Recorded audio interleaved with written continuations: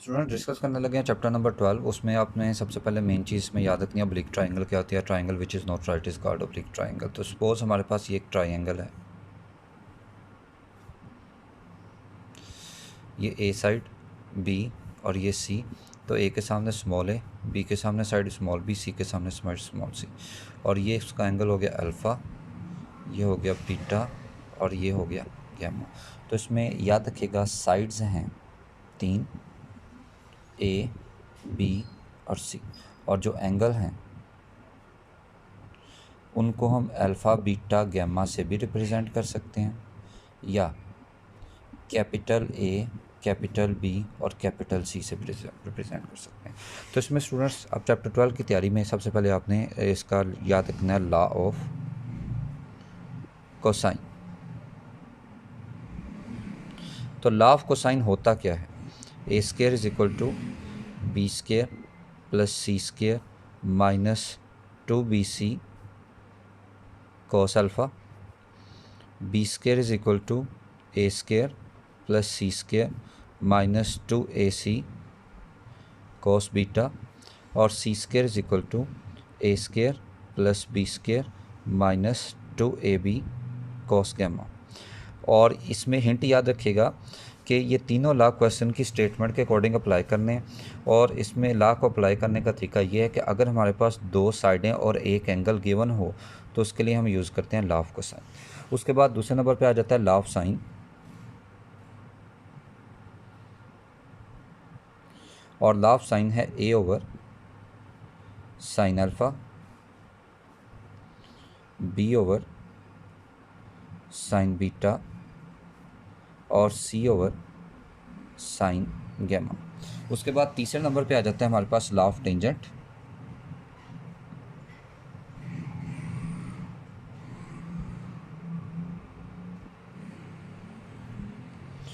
और वो आ जाएगा a minus b over a plus b tan alpha minus beta over 2 tan alpha plus beta over 2, b minus c over b plus c tan beta minus gamma over 2 tan beta plus gamma over 2। फिर आ जाता है c minus a over c plus a tan gamma minus alpha over 2 और tan gamma plus alpha over 2। अच्छा student, यहाँ पे एक और हिंट मैं फिर दोबारा से बताता चलूँ। अगर दो साइडें एक एंगल हो तो कोसाइन लॉ यूज़ करेंगे। अगर दो साइडें और दो एंगल्स गिवन हो तो हम लॉ ऑफ टेंजेंट यूज़ करेंगे। अगर यहाँ पे ये दोनों चीज़ें अप्लाई ना हो रही हो तो लॉ ऑफ साइन यूज़ करेंगे। तो इस इन इन 12 चैप्टर में एक चीज़ याद रखिएगा, दो एंगल आपने इन लॉज में से जब फाइंड कर लेना, तीसरे के लिए आपने डेफिनेशन यूज़ करनी है alpha plus beta plus gamma is equal to 180। तो तीसरा एंगल लाजमी बात है आपने इसी में से ही फाइंड करना है। 12.4 exercise solve the triangle A B C. Beta हमारे पास गिवन है, गैमा हमारे पास गिवन है और बी साइड हमारे पास गिवन है। यानी हमने टोटल 6 चीज़ें पूरी करनी है। हमारे पास एंगल अल्फ़ा नहीं है, साइड ए नहीं है और साइड बी भी नहीं है। तो याद रखिएगा जब दो एंगल्स हों तो तीसरा एंगल फाइंड करने के लिए डेफिनेशन ही यूज़ करनी है alpha plus beta plus gamma is equal to 180। तो यहाँ से अल्फ़ा हमने इधर रहने दिया, बीटा और गैमा को ले जाएंगे दूसरी तरफ, माइनस बीटा माइनस गैमा। तो अल्फ़ा की वैल्यू आ गई 180 माइनस बीटा 60 है और गैमा है 15। तो अल्फ़ा की वैल्यू हमारे पास आ जाती है 180 माइनस 60 माइनस 15, 105। अब देखें हमारे पास एंगल निकल आया।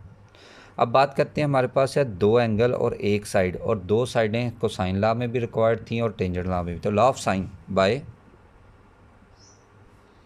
लॉ ऑफ साइन, यानी इस पूरी एक्सरसाइज में आपने लॉ ऑफ साइन ही यूज़ करना है। और लॉ ऑफ साइन हमारे पास है a over sine alpha, b over sine beta,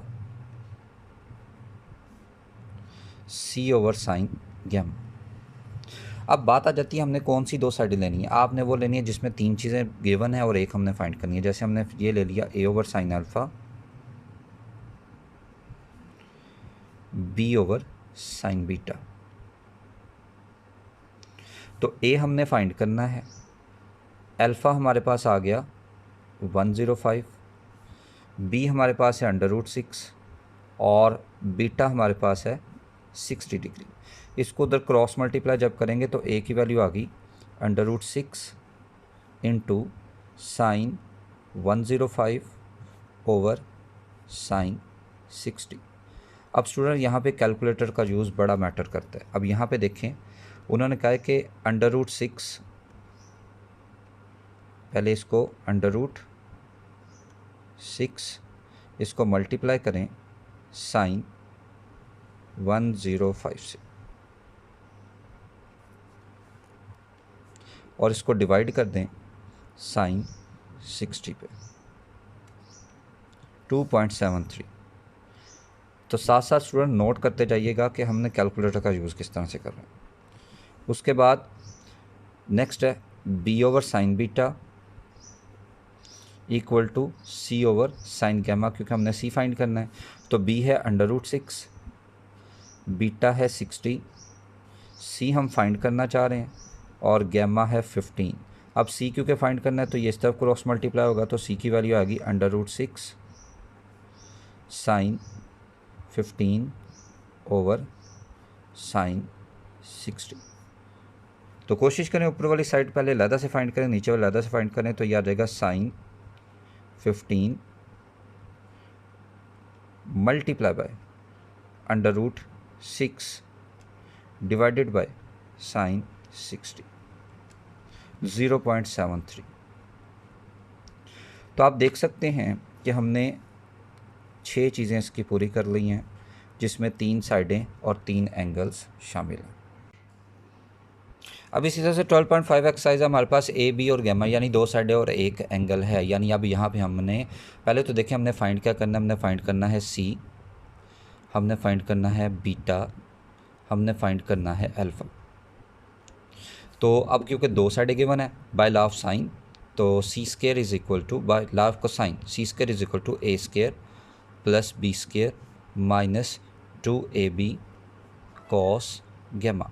अब यहाँ पे स्टूडेंट आप इसको पहले बेहतर तो पॉइंट्स में ही शिफ्ट कर लें। पॉइंट्स में कैसे शिफ्ट करेंगे, ये आ जाएगा √3 माइनस 1 0.73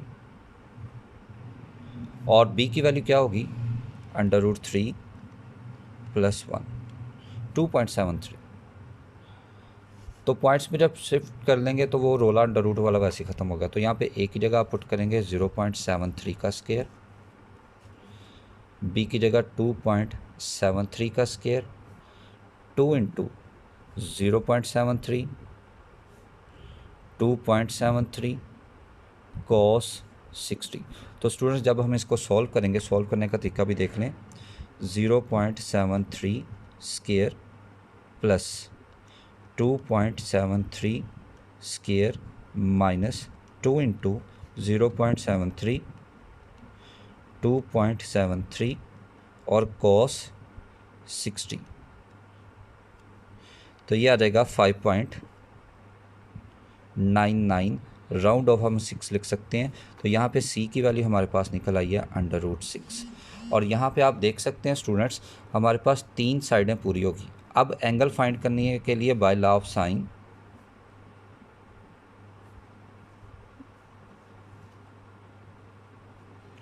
और लॉ ऑफ साइन हमारे पास था a over sine alpha, b over sine beta और c ओवर साइन गैमा। हम पहले इन दोनों साइडों को ले लेते हैं। तो b over sine beta equal to c over sine gamma. तो यहाँ से b हमारे पास है 2.73 और साइन बीटा हमने फाइंड करना है और c की वैल्यू हमारे पास है √6 और साइन गैमा वो है 60। अब आपने क्या करना है, इसको इस तरफ ले आएं और इसको इस तरफ ले आएं और इसको इस तरफ ले जाएं, यानी 2.73 के साथ मल्टीप्लाई होगा साइन 60 और ये √6 नीचे आकर डिवाइड हो जाएगा और ये वैल्यू आ जाएगी साइन बीटा की, यानी इन शॉर्ट साइन बीटा हमारे पास आ गया। तो हम सॉल्व कुछ इस तरह से करेंगे, 2.73 मल्टीप्लाई बाय साइन 60। तो पहले इसका आंसर निकालना है, उसको डिवाइड करेंगे √6 पे, 0.96, यह आ गया 0.96 और ये साइन दूसरी तरफ जाके होगा साइन इनवर्स 0.96। तो बीटा आ गया हमारे पास, इसका कर लें जी शिफ्ट साइन और आंसर, और ये आ गया 74.8, यानी बीटा को हम राउंड ऑफ 75 डिग्री कंसिडर कर लेते हैं। मैंने बताया कि जब भी दो एंगल फाइंड करना है, तीसरे के लिए आपने डेफिनेशन यूज़ करनी है alpha plus beta plus gamma is equal to 180।